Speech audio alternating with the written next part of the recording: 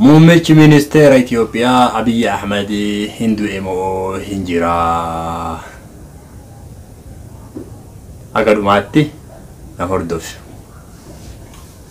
dhiyootan akkuma beekamu Facebookii kanarratti kabooyuu fi kakolfuu kasobuu fi kadhugaa dubbatu waan baay'eetu haasayamaa ture. Wanti haasayamaa ture gariin ragaa qabatamaa qabatee gariin waan itti fakkaate qabatee gariin xiinxalla isaa qabatee gariin shakkii isaa qabatee Facebook kanarratti wanni hin jedhamin hin jirtu. Egaa wantoota jedhamee fi wantoota shakkamee wal qabannee dhufnee jirra. Warri chaanaala kiyyaaf haarawaa taatan hin dondhoomina. Share, subscribe, like, comment godhuun uf dura nu oofaa jechaa taateewwan torbaan lamaan dabran kana taate irraa jalqabnee Abiyyi jiraachuu fi jiraachuu dhabuu isaa waliin laalla. Hanga dhuma sagantaa kiyyaatti akkana hordoftan jaalalaa fi kabajaan isin gaafadha. Itti fuf daqiiqama xiqqoo xumurii waan ani dubbadhu kana hanga dhumaatti na dhageeffadhu.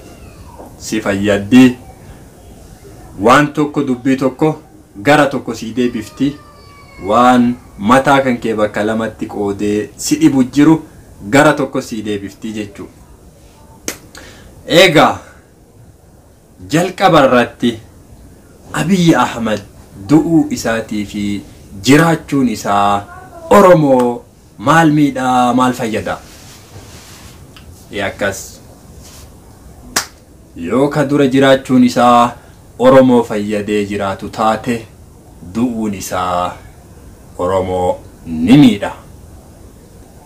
Yoo jiraachuun isaa Oromoo fayyadee hin jiru ta'e du'uun isaa Oromoo hin miidhu. Dubbiin ka faayidaa fi faayidaa Oromoo dhabuu isaa asumatti goolabna. Egaa maaliidhaaf du'uun Abiy Ahmed kun Facebook kanarra ol guute? Shakkiin kun maal irraa ka'e? Dubbiin kun hoo dhugamo dhara? Waan jedhu hanga dhumaatti na hordofisiin jedhee jira. Egaa torbaan lamaan dabreef muummichi ministeera Itoophiyaa Abiy Ahmed toora social media irraa dhabamuun isaa akkuma beekame shakkiileen garagaraa ka'anii jiru. Shakkiin kaka'uu jalqabee torbaan lamaan dabre keessa itti gaafatamaa deeninnatii Itoophiyaa kan duraa irraa kaasanii kan biraa muudan jechuun dhagahamaa ture. Kan biraa ka muudan sanii fi Abiy Ahmed jidduutti rakkoon wayii uumame jechuutu ture. Rakkoo uumame sanirraa ka'ee itti gaafatamaa deeninnatii xurunaa gamtaa jedhamu akka rasaasaan dhahametti dubbatamaa ture. Dubbiin sunillee achumatti eega qaqqabamtee haftee booda torbaan tokko akkas eega turree Abiy Ahmed dhukkubsate jechuun jalqabde. Abiy Ahmed dhahame rasaasaan dhahame jechuun jalqabde. Haasofni akkanaa kun wama yeroo dheeraa baratame. Ajandaan kun bakki irraa jalqabu warrootuma deeggartoota isaa jedhan warrootuma biltsiginnaa jala deeman warroota ilmaan nafxanyaa warra inni bobaa jalatti gale keessan jalqabe. Akkuma yeroo inni angoo qabate xiyyaara keessatti shugguxiin dhahan jedhamee haasayamaa ture san dhukkubsate jedhamee haasayamaa ture san ammallee muuxannoma akkasii irraa waan ka'an fakkaatullee dubbiin wanta hedduu yoo lallaaltu dhugaan illee keessaa mul'atti.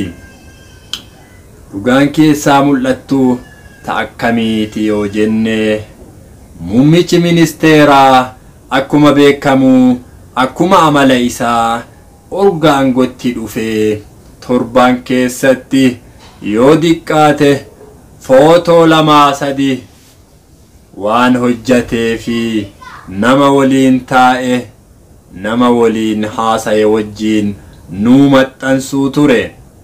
Footoo akkasitti nuu maxxansu sanillee haga torban 3 dabranii kana mul'achuu dadhabuu isaati. Egaa kabajamtootaa fi jaalatamtoota hordoftoota kiyya, footoo maxxansuu dadhabuu qofa osoo hin taane guyyaa ayyaana kiristaanaa yookaan ayyaanni islaamaa jiru gaafa fedhee gooftaa Iyyasuus Kiristoos jedhaa Baayibilii irraa jechoota 3-4 nuu himuu ture. Akkasumas guyyaa ayyaanni islaamaa jiru Nabi Muhammadiin illee maqaa dhahee akkuma waan nama islaamaa ta'ee wayiitti hadiisaa fi qur'aana fa'allee maqaa dhaheeti nu gorsuu ture. Kabajamtootaa fi jaalatamtoota hordoftoota kiyya, ayyaanni tokko torbaanuma lamaan kana jidduutti ayyaanni kiristaanaa ayyaanni guddaan argamuu isaa ni yaadattani. Ayyaana qillee jedhama. Ayyaanni sun ayyaana waggaan deebi'uu fi ayyaana warri amantii kiristaanaa qaban heddumminaan itti bahanii lagatti bahanii waan garagaraatiin ayyaaneffataniidha. Ayyaana kanarratti ergaa dheeraa tokko ka barreeffama isaa hin fakkaanne wayii ka haasaya isaa hin fakkaanne wayii maxxansanii muummichi ministeeraa baanan barreeffama sanii as osoo wamaa hin maxxansin guyyaa 5 turuu isaati. Eega guyyaa 5 turee durayyuu wanti garagaraa akkuma dhagahamaa turte guyyaa san dubbachuu dhabuun isaa nama baay'ee shakkisiisuu irraa kan ka'e namni baay'een muummichi ministeeraa rakkoo akkanaa keessa jira, ajjeefamee jira, dhahamee jira, dhukkubsatee jira, xiyyaaraan fuudhamee ambulaansii xiyyaaraa Dubaay irraa kaatee Itoophiyaa geettee Itoophiyaa irraa Xaaliyaanitti buuftee jechuu dhagahaa turre.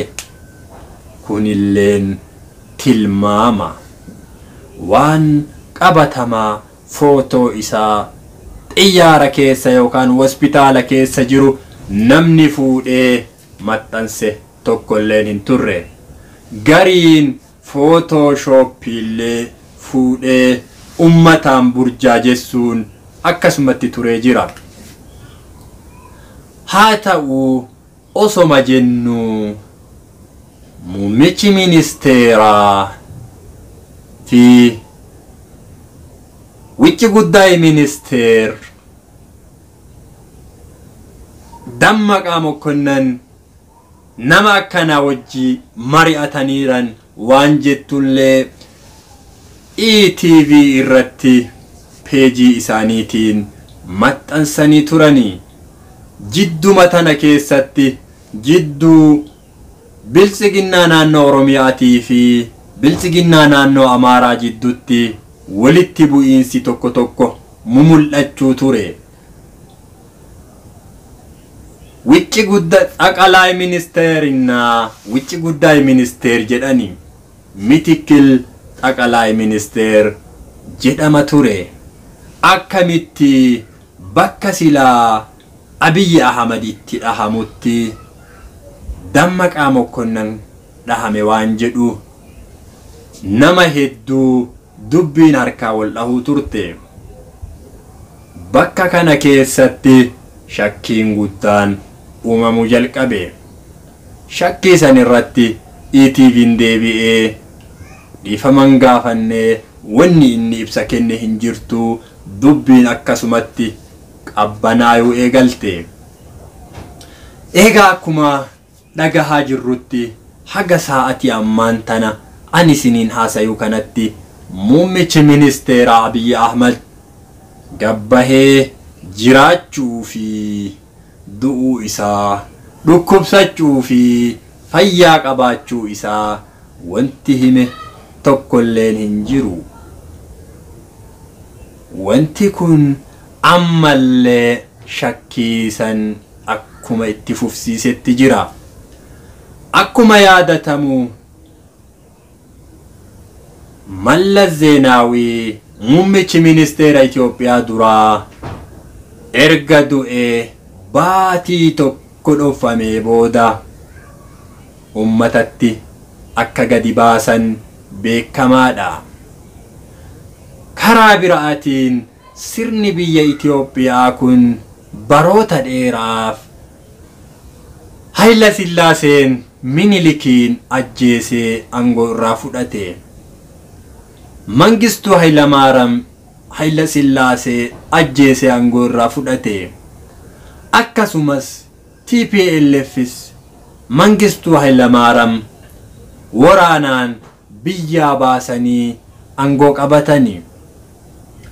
Akkasumatti Mallas Zeenaawii shiraanis haa ta'u firaanis haa ta'u dhukkubaan osoo hin taane ka ajjeefame harka namaatiin harkuma warra isatti dhihaataniitiin ta'uu hicciitiin hedduu bayaa akka ture ni yaadanna.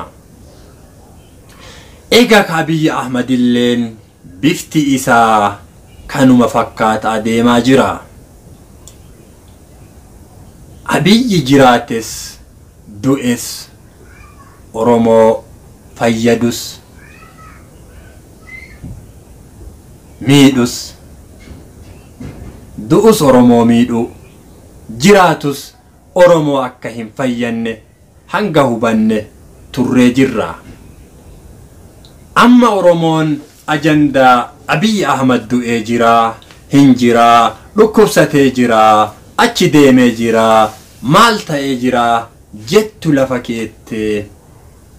Biyyiti sun sirna nafxanyaa, sirna isa dhugaa ka nafxanyaa san harkatti akka kufaa jirtu mallattooleen hedduu ka agarsiisan waan jiraniif akkamitti biyyatti Oromiyaa jedhamtu san sirna nafxanyaa harkaa oolfanna ka jedhu irratti xiyyeeffachuun barbaachisaa akka ta'e gamanumaan isinitti himu barbaada.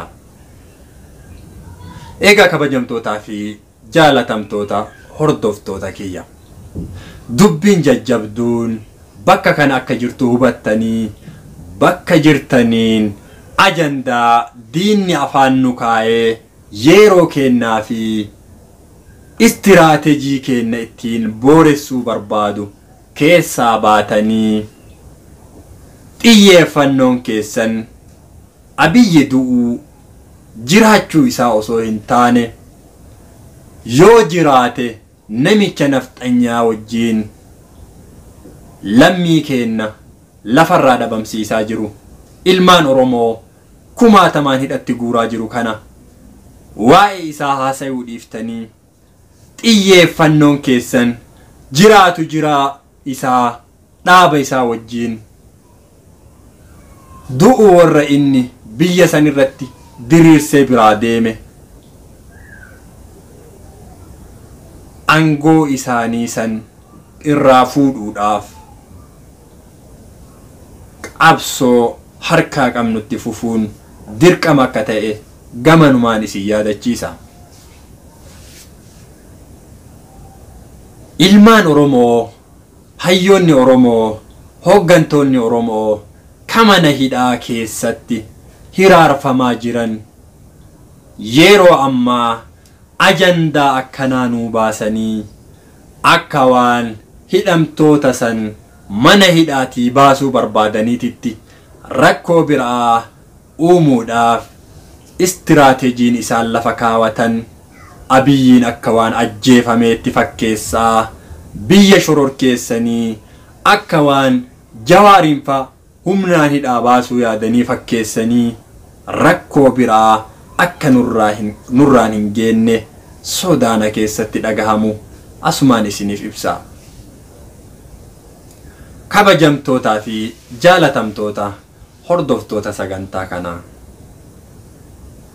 wantoonni an haga ammaatti isiniif haasayaa ture wanta qabatamaa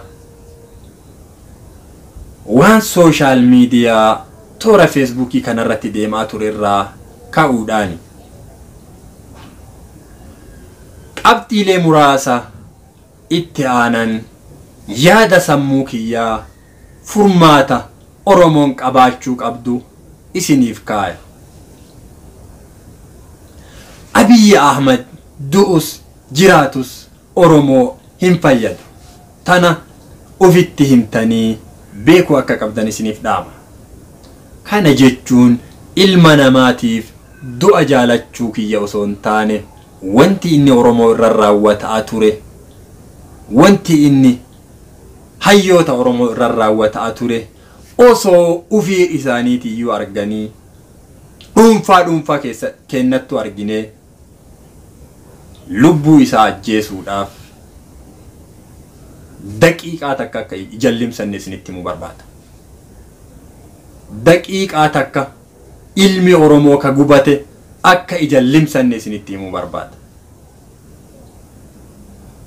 Wanti dhimma Abiyyi Ahmad du'uuf jiraachuu isaa irraa nu haasofsiise tokkolleen hin jiru.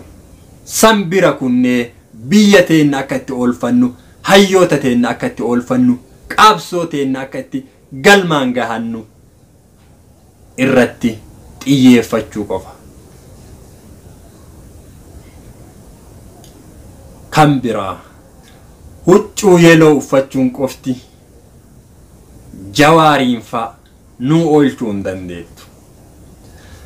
Warri biyya keessa jirtan keessattuu warri naannaa magaalaa Finfinnee keessa jiraattan halkanii fi guyyaa hayyoota teennata hidhamanii hidhaa jiran dhaxxanii gaafachuun wanta naannoo sanitti deemu xiyyeeffachuun ummata bal'aa Oromootiif information gahaa kennuun baay'ee barbaachisaa.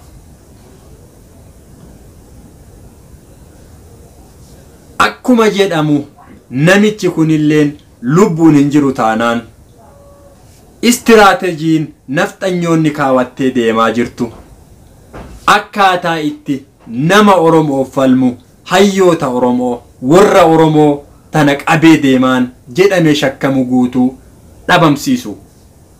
Kana daqiiqaa takkaafillee shakkuun hin barbaachisu. Biyya san keessatti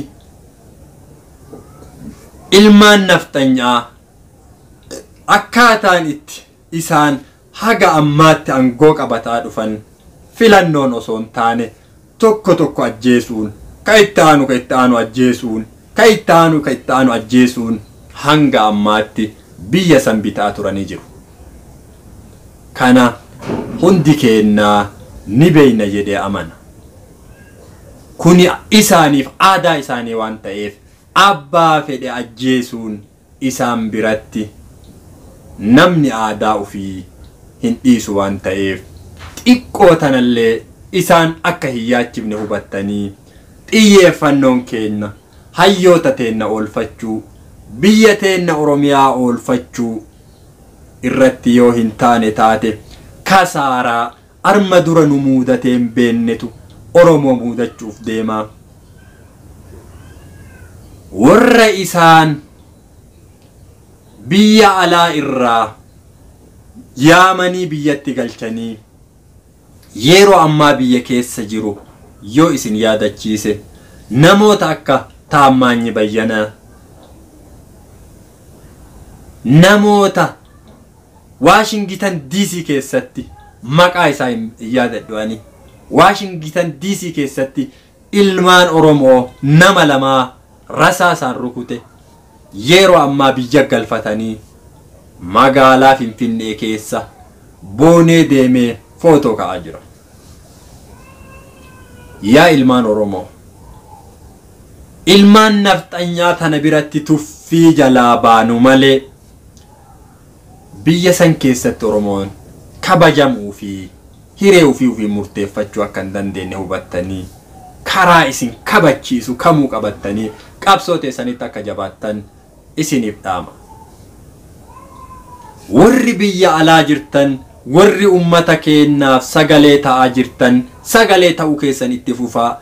Garuu immoo ajandaa diinni isiniif kennee yeroo keessanii fi ummata keenya irratti burjaaja'iinsa uumu dhiiftanii yoo dandeettan sirna saniif ajandaa kennu yookaaniif istiraatejii mataa keessanii qabattanii ummata keenya afoo hiriirtanii ummata kana uf duubaan hiriirsuun paartilee Oromoo tabiyya keessatti shiraan filannoo keessaa baafamaa jiran bira dhaabachuu fi jajjabeessuun qabsoo Oromoo goolabbii akka itti gootan. Karaa biraatiin warri dandeettan kabiyya keessaa waan qabdaniin hidhachuu barbaadu hidhachiisuu fi ka hidhate bakka inni jirutti deeggaruun ummata kanaa fi biyya Oromiyaa jedhu tana oolchuun dirqama tokko keenyarra jiru ta'uu beeytanii yeroon rafanii fi yeroon kabiraa itti eegan akka hin jirre hubattanii atilleen isinilleen innilleen anilleen waan dandeennuu fi waan qabnuun waan beennuu fi waan hojjechuu dandeenyu kamuu hojjennee biyya teennaaf saba keennaaf hayyoota teenna hambifachuu irratti haa hojjennu isiniin jedhaa. Waan na dhageettaniif isin galatoonfadhaa. Horaa bulaa deebanaa umrii dheeradhaa. Rabbi diinarra nu haa oolchuu. Rabbi biyya teenna Oromiyaa naga haa godhuu. Biyya teenna guyyaa tokko Oromiyaa Rabbiin addunyaa irratti ol haa fuudhuu isin jaaladhaa. Nagaan naa jiraadhaa.